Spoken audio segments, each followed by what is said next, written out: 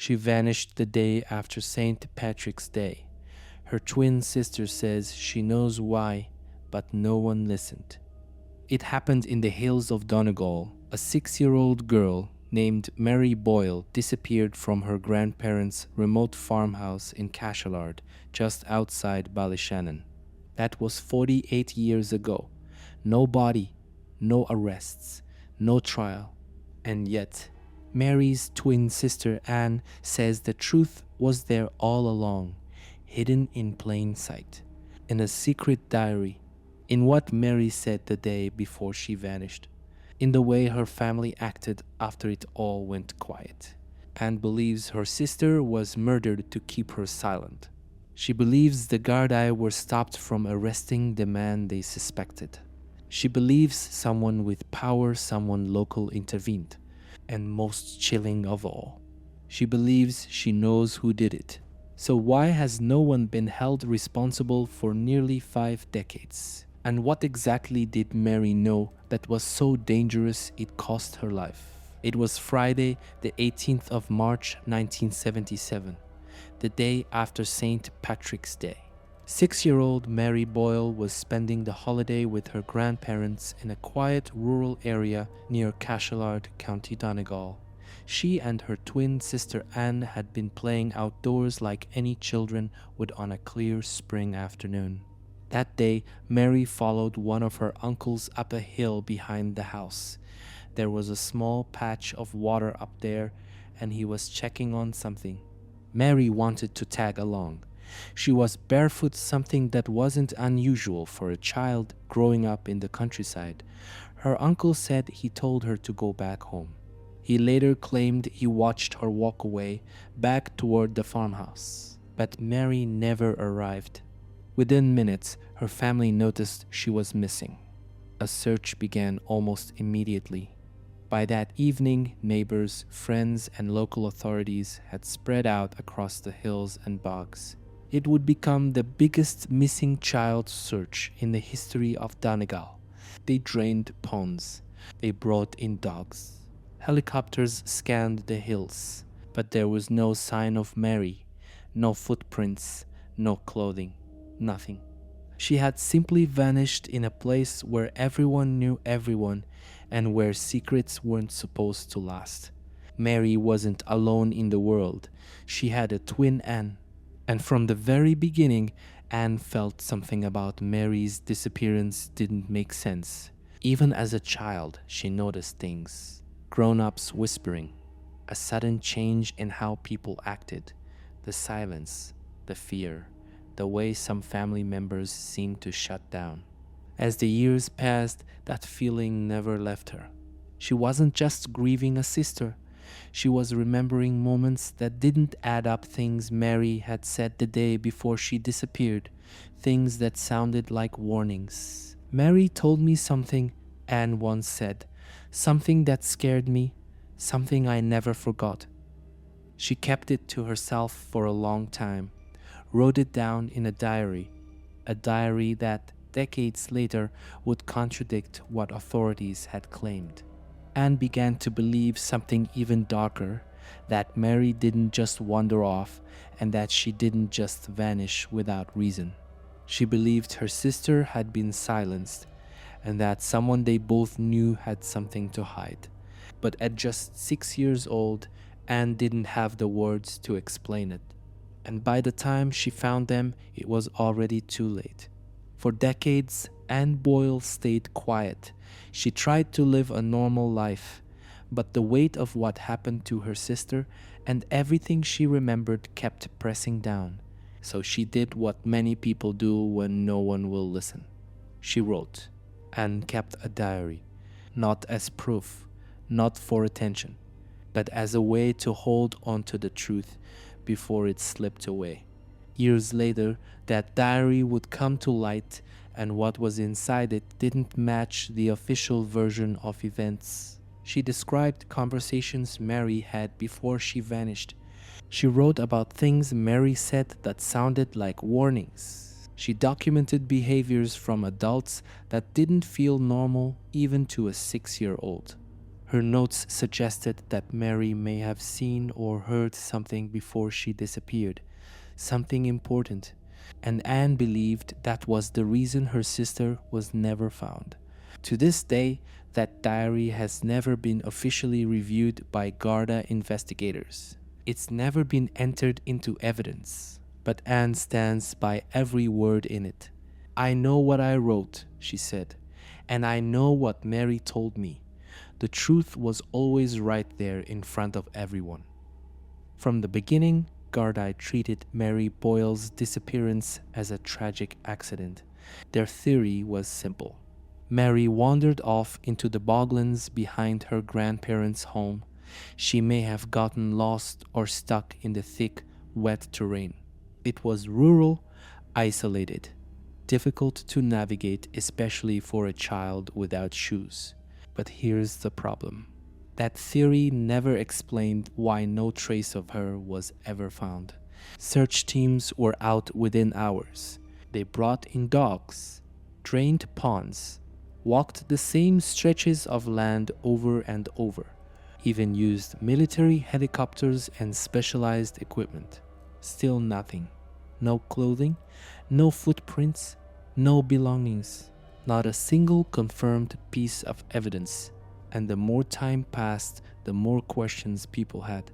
Why was Mary the only child in that family allowed to walk alone in an unfamiliar area? Why were some family members so reluctant to speak publicly? Why was there no formal inquest into her disappearance even decades later? As these questions grew louder, people started looking past the Garda version. Not because they wanted to, but because it didn't explain the silence, or the fear, or the diary, or what came next. Because soon it would come out that Garda officers had other ideas about what really happened. Ideas that were never shared with the public until years later. For years, people assumed the Gardaí had done everything they could to find Mary Boyle. But in 2016, a documentary called Mary Boyle, The Untold Story, revealed something that shocked even those who thought they knew the case. Two retired Garda officers, both of whom worked on Mary's case, spoke publicly. And what they said changed everything. They claimed that during the original investigation, they had identified a potential suspect, someone close to the family, someone they wanted to bring in for questioning. But just as they were preparing to act, something happened. According to both officers, a local politician intervened. They say he contacted the station and warned them not to pursue that line of inquiry. "We were told to back off," one officer said. "We were told not to arrest him." The officers never named the politician. They never named the suspect publicly either. But they were clear this wasn't speculation. This was interference. And for the first time, people began asking a new question.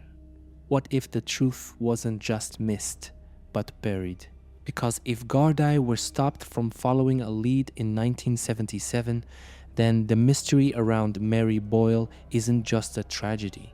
It might be a cover-up. In the weeks and months after Mary vanished, several names came up, some from within the family, others from the wider region. But here's where things get murky. One of the main persons of interest was someone Mary had reportedly been with shortly before she disappeared. Someone the Gardaí originally wanted to question further, possibly even arrest.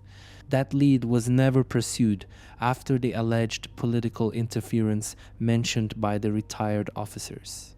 And then came the other suspects. In later years, investigators considered the possibility that Mary may have been targeted by someone passing through. Two men came under scrutiny.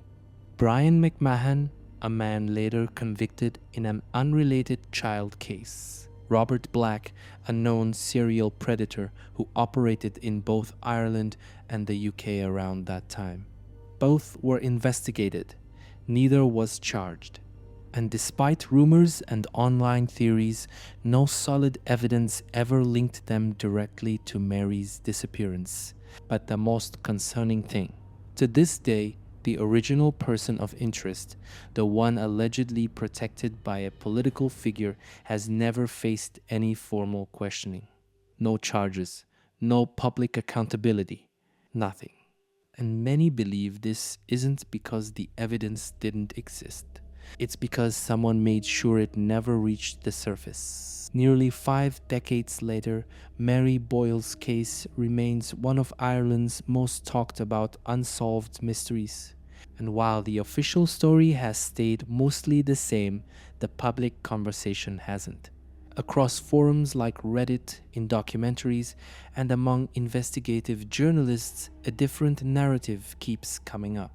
A theory that Mary didn't just vanish into the bog, but that she may have witnessed something or confided in the wrong person and was silenced to protect a secret.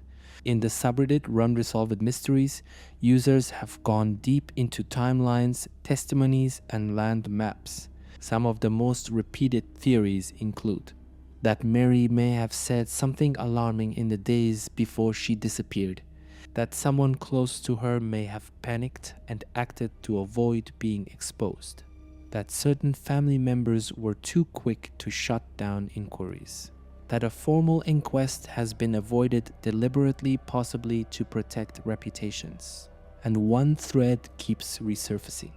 Why would a mother include a clause in her will that blocks future inquests into her own missing daughter? It's a question that keeps people up at night, and it leads to a deeper, darker thought. If Mary was silenced to protect someone who was being protected, and more importantly, why does it still feel like people are afraid to say their names out loud?